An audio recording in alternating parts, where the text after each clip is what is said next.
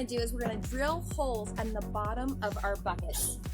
This will allow any extra water to drain so it doesn't hold a lot of water at the bottom, and sometimes that creates mold and it's really not good for the plants. So let's do that real fast.